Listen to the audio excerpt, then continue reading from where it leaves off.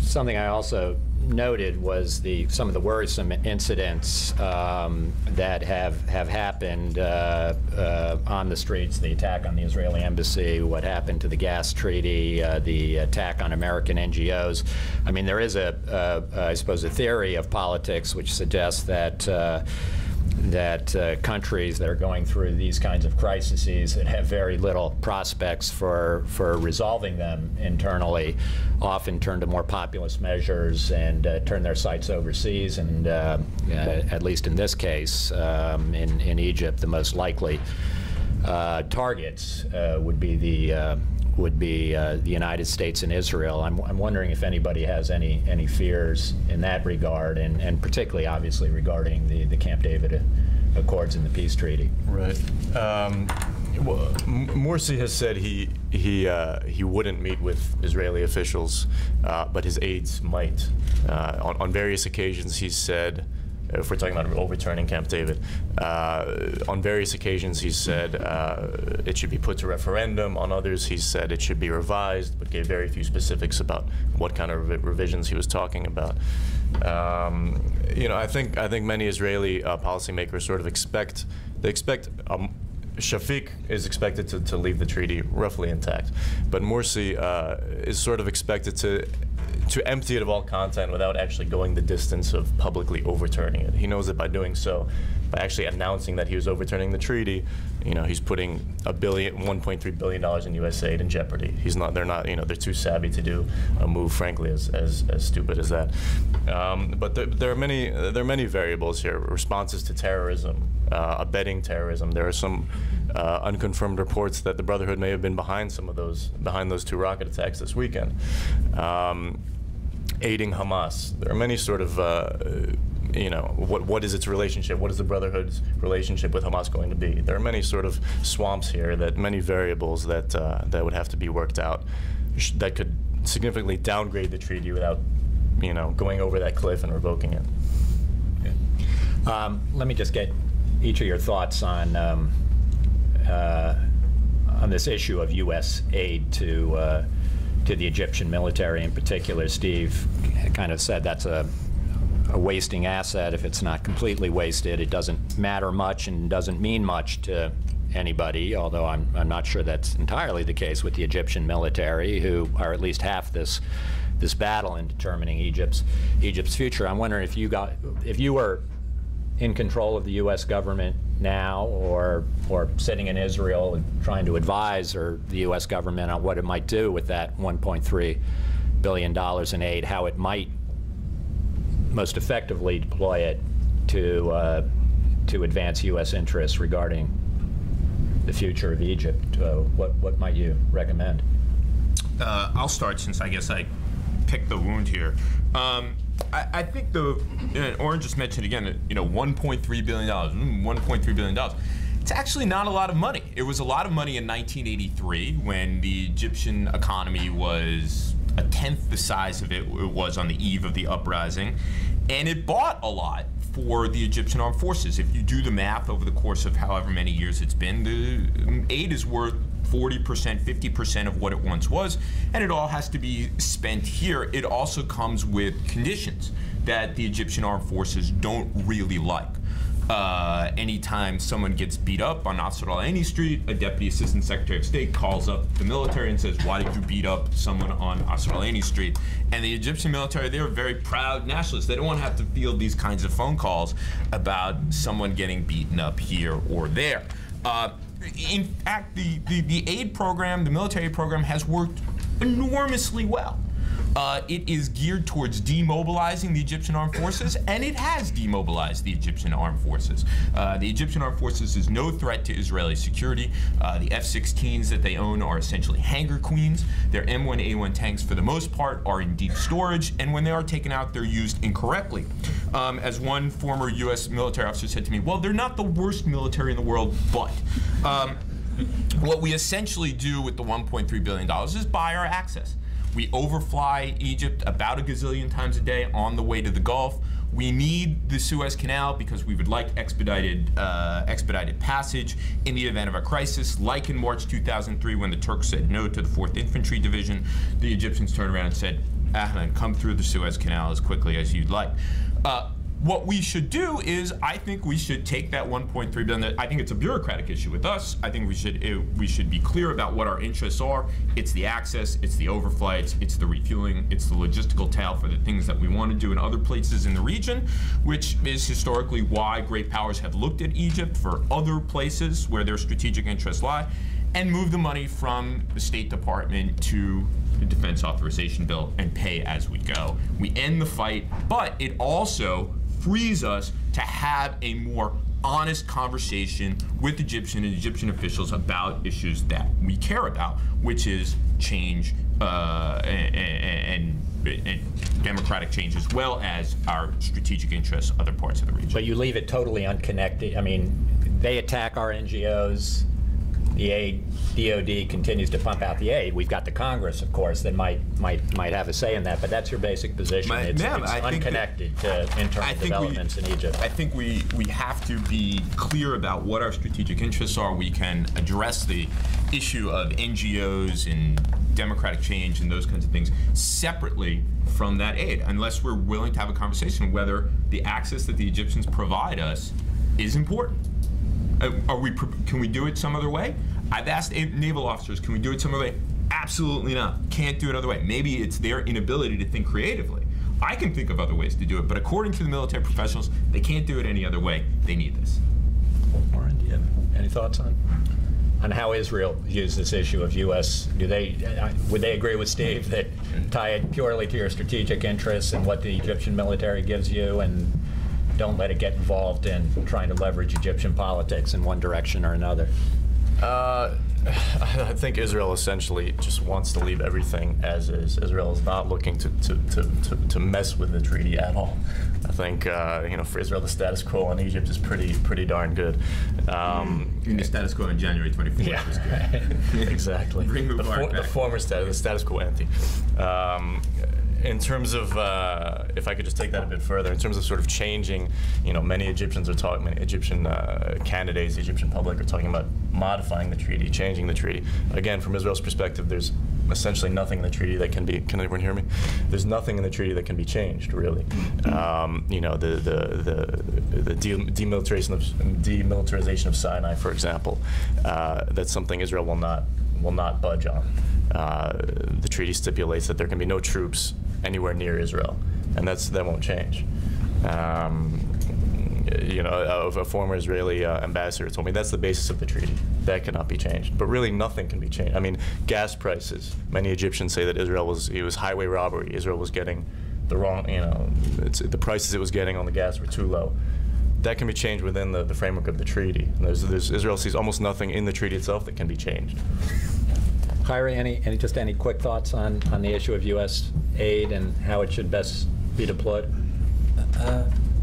I think also there is an issue of the arm race in the region, and if the USAID, if the military aid continues, so there is more transparency on the arm race in the region.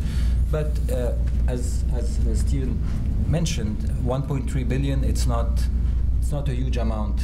And I think the Egyptian military cares more about the spare parts and to keep the army function more than the money itself. I think this is to keep the army operational. So that's why it's important for them to keep these links.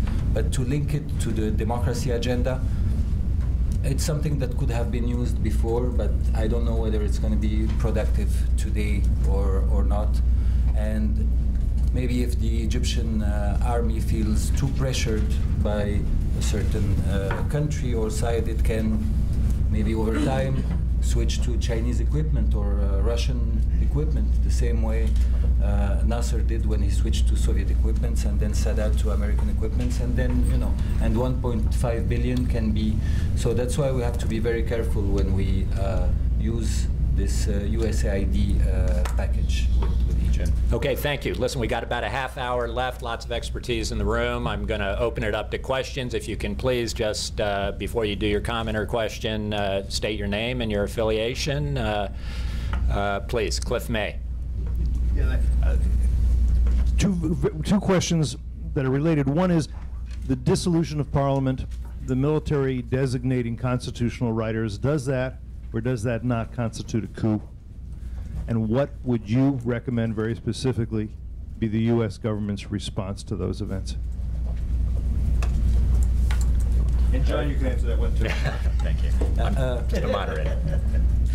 Of course, the dissolution of the parliament, I would say it's a semi-coup, because You would say what?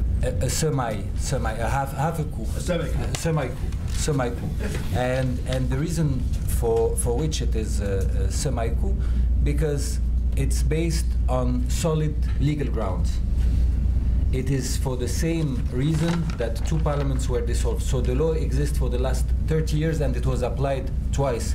And it happened at the time I was a teenager. My father was elected in parliament, and I spent maybe 3 years of my life going several times a week with my father to the State Council and to the higher constitutional court. And so this story starting again, so it's nothing new. And we had Islamist Muslim Brotherhood were with us in the same case. So they were very well aware that this parliament could be dissolved, because they went through this in '84, in the parliament of '84 and '87.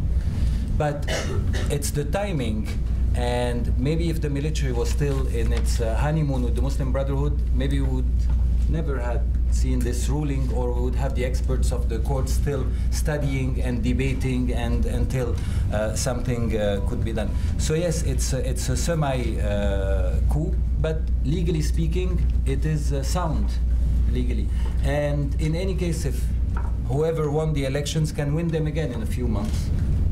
So it delays a little the transition, in the hope that maybe a constitution will be drafted in a swift way, and so that the army has probably, or elements of the older regime would have time to sort out their situation and find a way out that can protect their interests. Because there is an issue that should be addressed in Egypt and that was not addressed so far.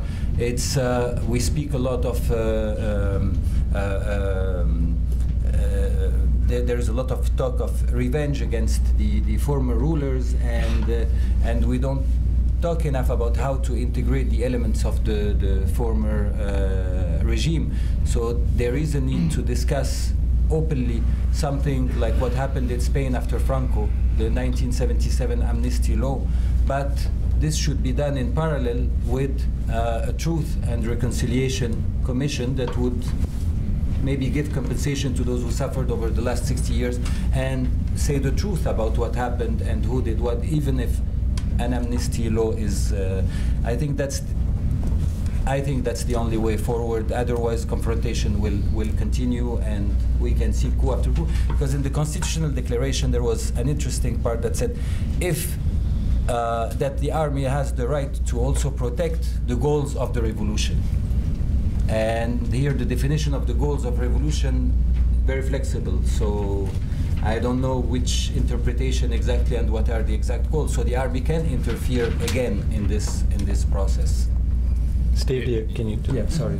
Yeah, it's certainly based in sound legal reasoning, but it was clearly political. And it's unclear. I don't think the judiciary was acting in cahoots with Tantawi at all. I think there was a confluence of interest between the SCAF and the judiciary. As Khairi mentioned before, there was lots of talk within the parliament about the judiciary and what the parliament wanted to do to the judiciary, and the judges wanted to protect their own independence, and they seem to have fallen into in the same place with the Supreme Council of the Armed Forces. I'm not quite sure they're going to be very happy where they've ended up. But nevertheless, that's the case. In terms of the dissolution of the parliament, there is no constitutional writ. There's nothing in the Constitutional Declaration of March 2011 that says that the SCAF has the power to dissolve the parliament. It says it can adjourn the parliament, but it cannot dismiss it. So in that sense, it certainly looks like a coup d'etat, but we are not seeing the emergence of a military leader in that kind of classic coup kind of way. I think what the military is trying to do, and what I said in my opening remarks, is re-engineer the institutions of the state in a way that it can go back to what it enjoyed prior to the uprising, which was being the source of power, ultimate power, legitimacy, and authority in the system, without actually having to run the system on a day-to-day basis, which is something that they have proven themselves to be absolutely incompetent to do. As far as the U.S. response should be, again, I'm not convinced that we have a tremendous amount of leverage, but I do think that the United States does need to speak up, and it does need to, as I've been counseling all along, stick to first principles about what our expectations are, what we would like to see in Egypt. I'm not entirely convinced that this is an issue that has been settled within the Obama administration, but nevertheless, it's an important moment to lay down the marker and say, democracy, the process of transition needs to go forward. Nonviolence, accountability, equal application of the law, et cetera, et cetera. But again, as Khairi just said, this decree now provides the military with the opportunity to define the revolution however it wants, and gives it an opportunity to intervene in the political system however it wants. It is approximating, believe it or not, the old Turkish model, which the Turks gave themselves the ability to intervene at however they wanted to, whenever they wanted to, however they defined it. Thank you. Right here in the corner in the first row. Thank you. Thank you, Abdurrahim Fuqara from Al Jazeera. I have a question to both Khairi and Steve Cook. Whether it's half a coup, a quarter of a coup, more or less, it is seen throughout the region as a coup. And my question to you, therefore, is what do you think the impact of that perception is going to be for other Arab countries, some of those that have had an Arab Spring, such as Tunisia and Libya, some of those that are having an Arab Spring, such as Syria and Jordan, and some that have not quite had an Arab Spring, such as Saudi Arabia? Thanks. You want me to take it first? Yeah. Let me just apologize, Abdurrahim. Egypt is a 24-hour, 7-day-a-week job. There are other Arab countries. I wasn't sure.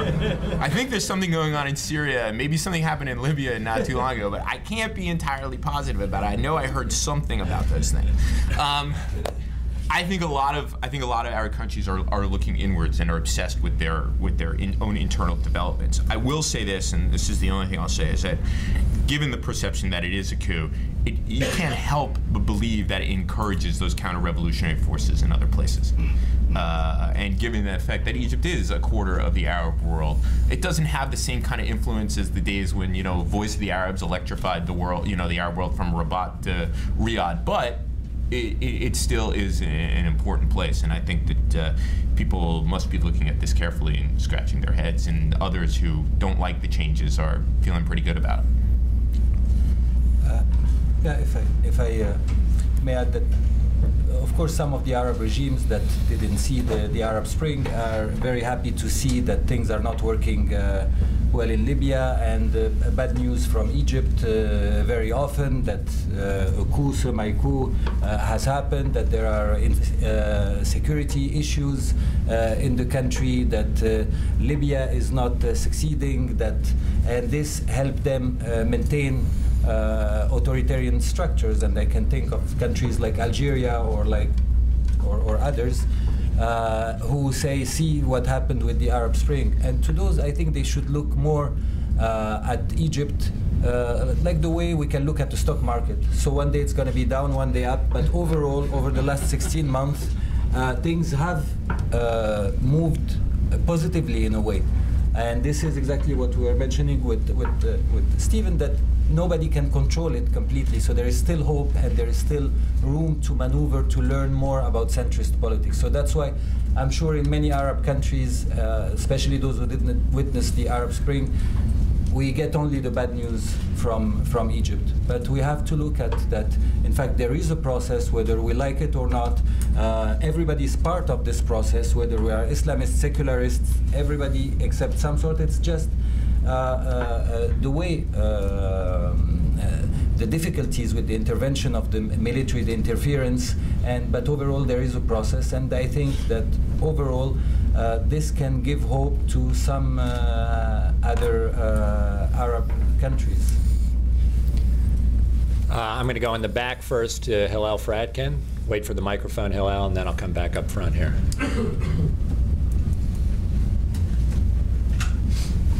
Okay. Sorry, I have a little bit of laryngitis. Hillel Fradkin of the Hudson Institute. I wanted to ask a question. It's in a way the same question of both Mr. Abaza and Steve Cook about how the possible ways in which these hands play themselves out now. Looking at, in the case of Mr. Abaza, how might the Muslim Brotherhood look at how it can achieve its objectives? Sorry? How might the Brotherhood see what alternatives does it think it might have to achieve its objectives in the present circumstances? And for Steve, it does seem that the Army does want to go back to the blessed condition it had for so long. But one aspect of that blessed situation was that it wasn't really responsible for internal security. It had the intelligence services handled that particularly dirty work. That's not where it is right now, and I wonder how they think they can, how they would see managing a way back, or whether it's really practical under those circumstances, lacking that situation. The other thing related to that, I'm wondering about the declaration they made. One aspect of it was that the president is forbidden to declare war. I wonder whether that was in particular one of the things that concerned them, that someone would upset this blessed condition, which included the fact they haven't had to fight a war for a long time, and raise that as a kind of problem for them, including a kind of leverage over them.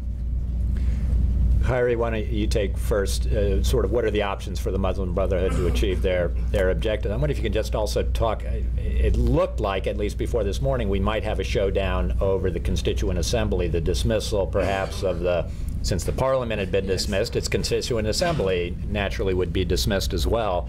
The Brotherhood said they were not going to accept that in fact their assembly was going to convene. This morning we have the announcement, well, unless the court acts otherwise, we'll support the Constituent Assembly of the dissolved Parliament. So I wonder if you can address these. The Muslim Brotherhood got emboldened after the legislative elections and started to appear as if it controls the political system. But what happened with the presidential elections, I think it humbled a little bit the Brotherhood, and it made it realize that it has to compose with other elements of Egyptian society. And I listened to Morsi's victory speech when he declared victory.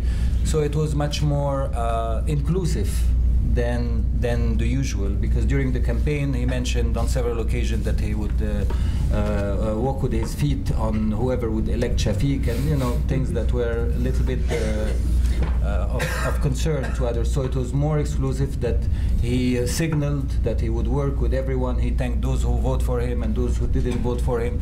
So now we'll see if the Brotherhood will succeed. But the election have proven that they do not enjoy the support that they thought they had in the Egyptian streets. Because we have seen now their maximum capacity, and also it was the last few months were very difficult for them, because they were in the facade of the political scene without actually really having power, so their popularity decreased quite a bit. So I think we will see a little bit of change in the way they act. Otherwise, they will face an immense resistance from the streets, and so it's harder today for the Muslim Brotherhood to achieve their goal. Maybe 2 months ago, 2-3 months ago, they were still hoping that they can establish an order according to their own vision of what Egypt should be. And I think now they came to realize that it's very difficult to happen. Steve? Yeah, thanks for the question. It's an important one. I think that the military has always had a dim view of patrolling the streets. They had a particularly dim view of the Interior Ministry. They see the police as essentially knuckle draggers, whereas the military, they have a noble mission of protecting Egypt and defending the state, and this is the last thing that they have wanted to do. And you can tell that they're concerned about actually embracing this role, because they would have garnered so much goodwill from the Egyptian people. I mean, they would name high schools after Tantawi and Lieutenant General Sami Anan if they had bulldozed the Ministry of Interior, which clearly needs to be cleaned out and changed and so on and so forth. But they've been unwilling to do it because they do not want to throw the military fully into patrolling the streets. They know it's bad for the military, it's bad for the corporate cohesion of the military, but they've had to do some of it. And I think what they're going to do, rather than what they have wanted to do, is to continue to work with the Ministry of Interior and continue to work with the General Intelligence Service, despite the institutional rivalries and the outright dislike amongst them. They're going to, because they have, at this point, a similar set of goals, which is to prevent Morsi and the Brotherhood from prevailing here. Wait, what about on that question about the specific provision regarding declaration of? Well, I mean, I think it's obvious. They do not want to submit to a civilian. Certainly don't want to submit to a Muslim Brotherhood, and also they don't want anybody to declare war because they can't fight a war. They can't fight a war. The Egyptian armed forces, except for that brief, glorious moment for them on October 6, 1973, has not been a force about projecting power. And actually, it's been about establishing political control and being the backbone of a non-democratic regime, the ultimate source of power and authority in the system, not about war fighting. Yes, in the front.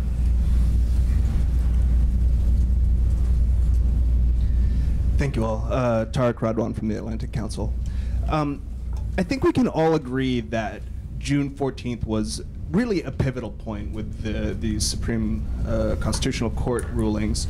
And I wanted to get the sense from you why there wasn't the expected outrage in the streets with, Shafik's entry and the dissolution of Parliament, and not just by the revolutionaries or the socialists or the leftists, but by the liberal groups and the Muslim Brotherhood themselves. And sort of, I guess, along that, within that vein, how might you characterize these smaller players on the playground, if you will? I mean, how do you see them developing within this, given this current context? The flip answer, Tariq, is when I emailed people and said, "Hey, are you going to go out into Tahrir Square?" They said, "Geez, it's hot and we're tired." This has been 16 months of turmoil, and people have been, mobilized for a long period of time. I think that's the case for the fence sitters, the people who joined the uprising after the first week or after the first Friday.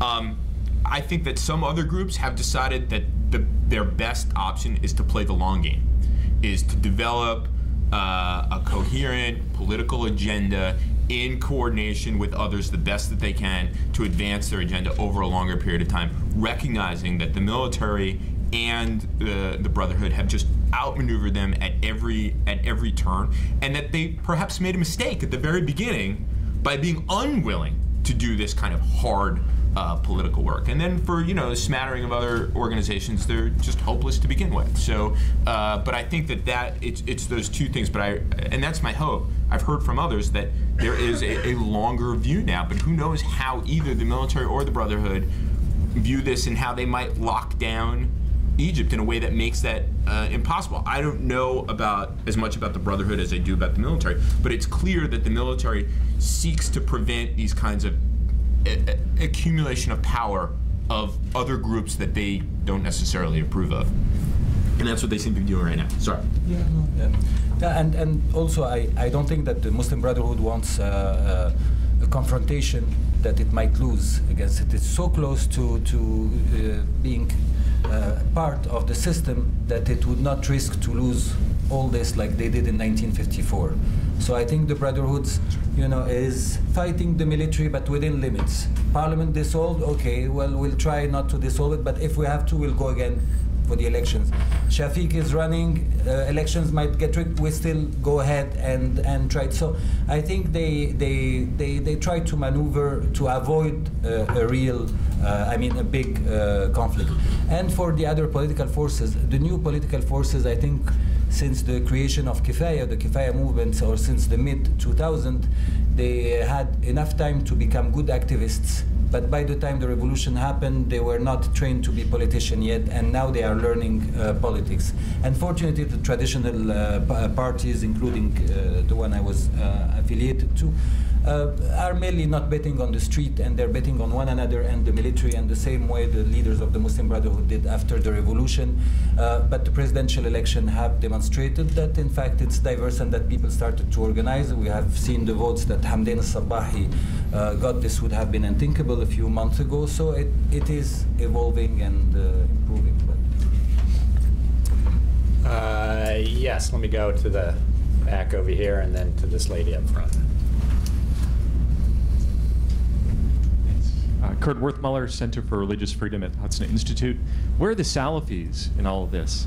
Not to abuse the playground analogy, but there's a sense they've been sort of standing on the sidelines with their arms crossed the last couple of weeks, kind of tapping their foot. And if we are looking at a period of confrontations while everybody's got their cards out on the table now between the military and the Brotherhood, what are the Salafis going to do in the months to come if those confrontations continue? Wants to take that? Just very quickly, I saw that the Anur Party had congratulated Morsi this morning on his glorious victory.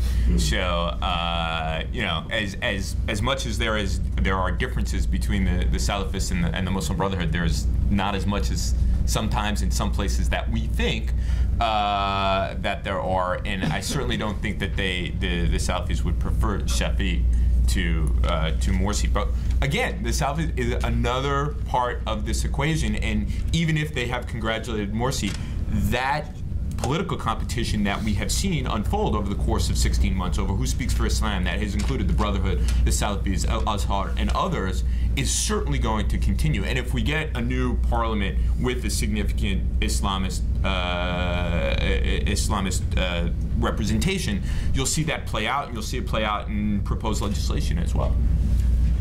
If I could just jump in here briefly. First of all, hi Kurt. I know you're from Twitter. It's nice to see you in person. But I do think the Salafis were trying to sort of hitch a ride on the Brotherhood, and they saw how well they had done in the legislative elections. They'd taken a quarter or sort of 30–40% of legislative seats, and they just thought they could stand back and cross their arms and just sort of hope for the best and put their money on Morsi. I think now they're seeing that democracy is a much more difficult game than they had perhaps anticipated. To this lady in the third row. Hi, Sarah Stern, Endowment for Middle East Truth. If we could recall way back in the very beginning of the events in Tahrir Square, we know that this whole political landscape of constantly erupting volcanoes was inadvertently issued in by these wonderful, freedom-loving, secular Democrats. I'm sure that they must have such despair right now. It's probably palpable. Is there anything that America can do to help prop them up, or is it just, would that be the kiss of death if America were to try to help prop them up? Thanks. Steve? Well, some of them were freedom-loving Democrats, and some of them behaved downright like Bolsheviks afterwards. I shouldn't say that on the eve of departure for Cairo, but I said it. I said it. But you didn't see who are the Bolsheviks. Yeah, I didn't say who. Right? They know who they are. I'm not going to call them out. I think it's in a perfect world that would be great. I do think, though, and I've gotten this question before, that we need to recognize that these freedom-loving Democrats are either the same people or related to the people who descended on Tahrir Square in March 2003 to denounce the United States for its invasion of Iraq. That doesn't mean that they hate the United States. What they hate is the gap between our principles and what they perceive as our actual conduct in the world, and they're not pleased with it. one of the important things to remember about Tahrir Square is I always hear, oh, well, they didn't burn flags in Tahrir Square. Not entirely true. If you were over close to the U.S. Embassy, there were some pretty unhappy things happening. But overall, it wasn't about us. And I think that, again, as much as there's an urge here to do or say something, it's still not about us. And I think that, you know, it's an Egyptian story, and I'm not convinced that we understand it all as well as we should or could. Khairi, do you have any just thoughts on whether or not those people in Tahrir Square could use U.S. support? Would it actually help? Are there things the U.S. could do that? I think the United States, I mean, I wouldn't call people secular or Islam, I would call them non-ideological. I think Egyptians are fairly non-ideological, and but the support of the United States, I think it should be, the United States decided to support the Egyptian revolution, and it decided to ask Mubarak to leave. So it supported the goals of this revolution, and the goals were, I mean, of course, the military might have a different interpretation and each one, but overall it was democracy, freedom, and creating some sort of liberal democracy. And I think it's this process that should be supported, and without siding with any of the sides, but not to interfere with what's one side and the other, just supporting the broad goals of the Egyptian revolution. And because there isn't, I don't think that, as Stephen said, it's an Egyptian story. It's and I don't know how much leverage the United States used over the last 16 months, or whether it was successful in doing it or not. And we have seen the NGO issues and how the military dealt with it. So, but the important thing is to not support a dictator.